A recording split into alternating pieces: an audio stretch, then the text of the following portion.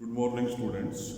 Today we are going to start with another section, literary history, in which we are having different titles to study, such as Renaissance,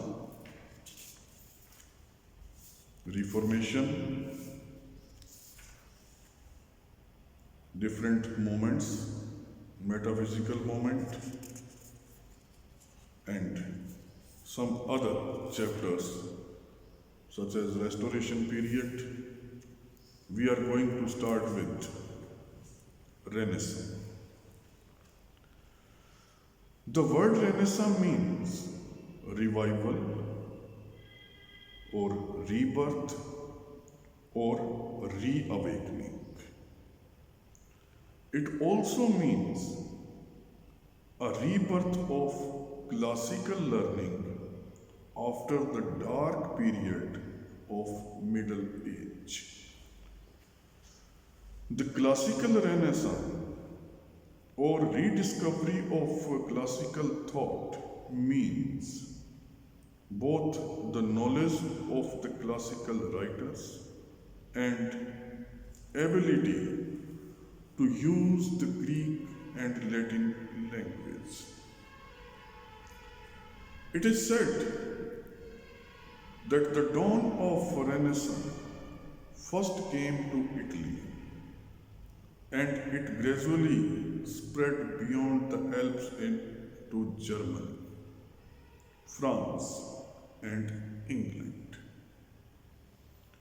In fact, it created a kind of cosmopolitan republic in Europe.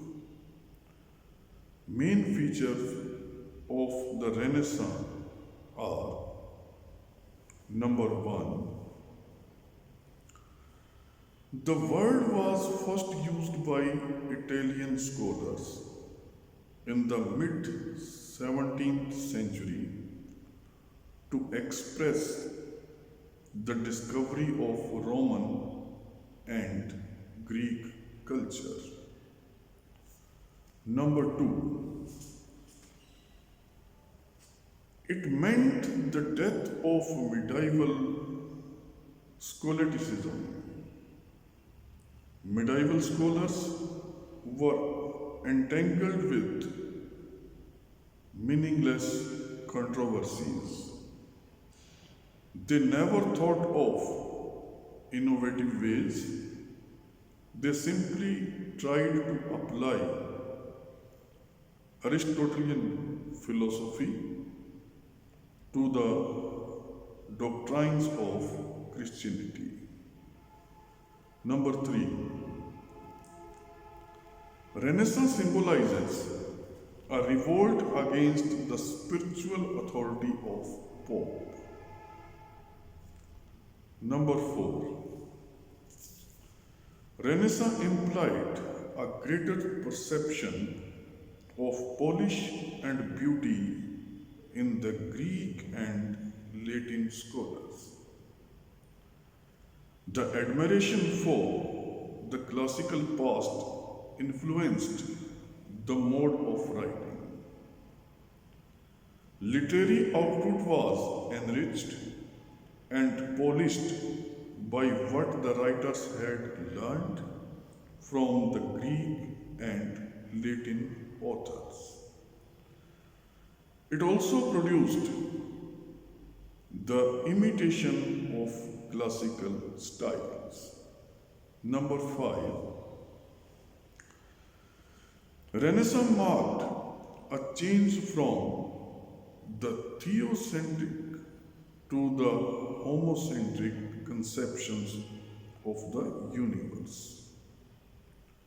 All the important writers glorified human pursuits, human life, as G.M. Mayer says, which the medieval church had taught them, the people, to regard but as threshold and stepping stone to eternity, acquired suddenly a new momentumness and value. Another feature is in Renaissance, emphasis was laid on human values.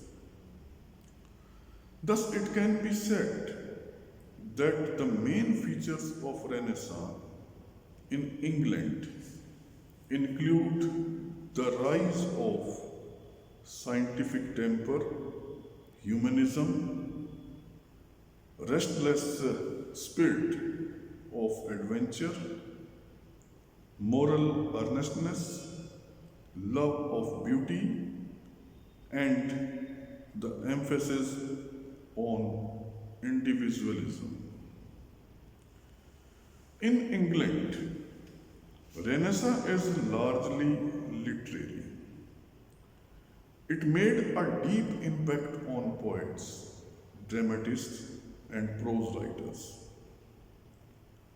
Sir Thomas Yard and the Earl of Surrey were the pioneers of the new poetry in England.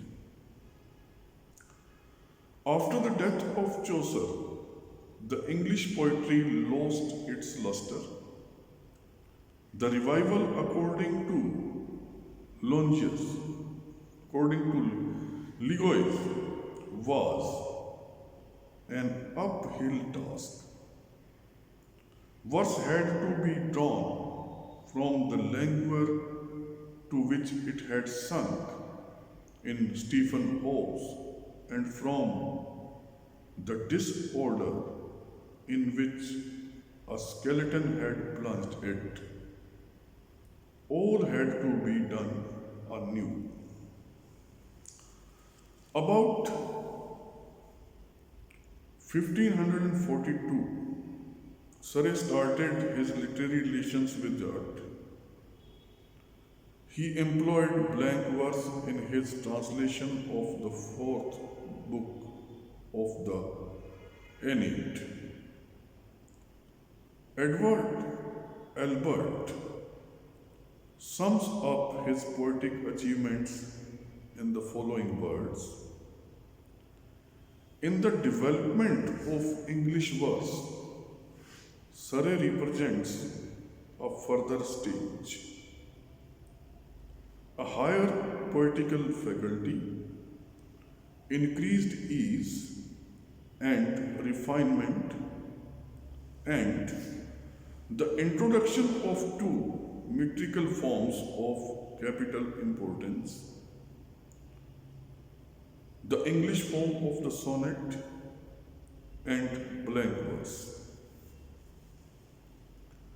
Other poets inspired by Renaissance ideal include Thomas Sackville, George Gascoigne, Sir Philip Sidney, Michael Drayton, Thomas Champion, etc.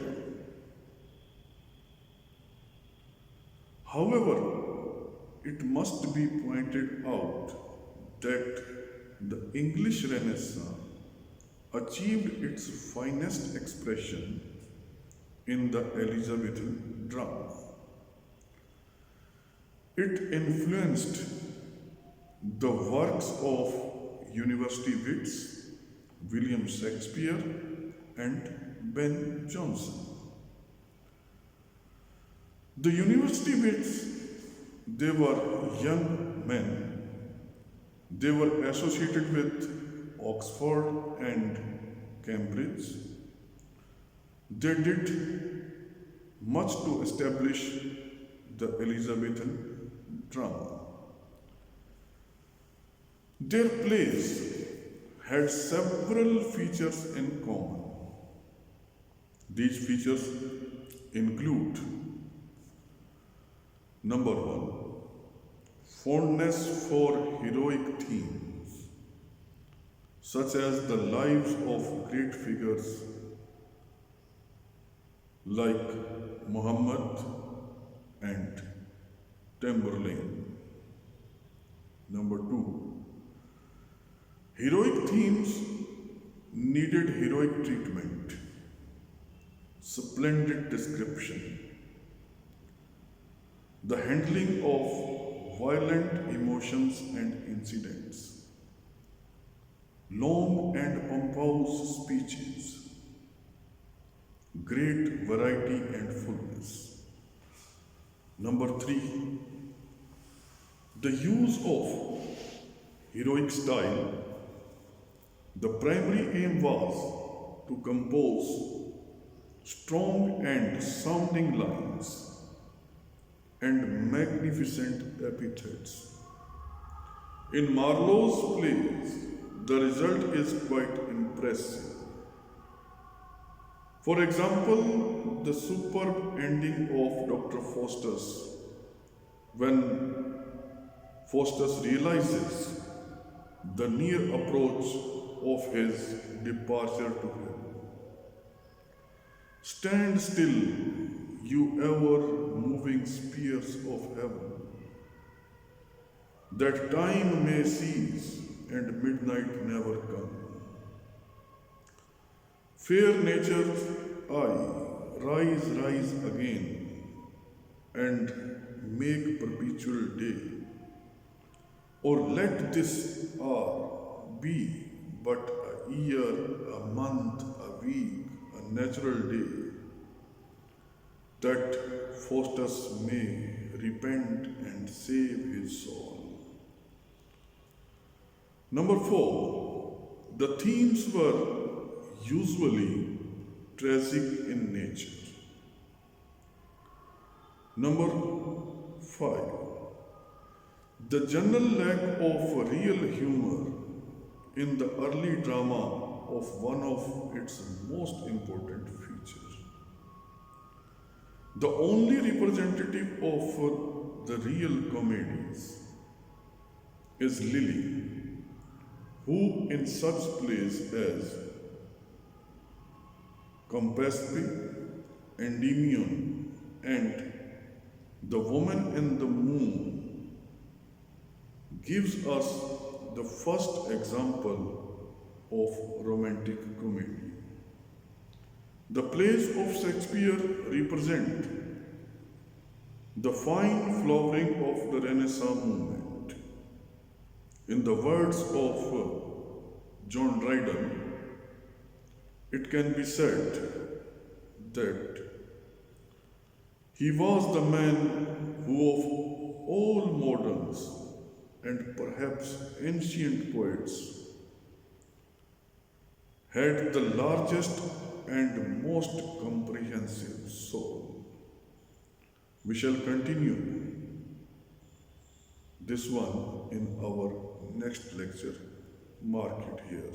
In the next lecture, we shall discuss prose in Renaissance. Thank you.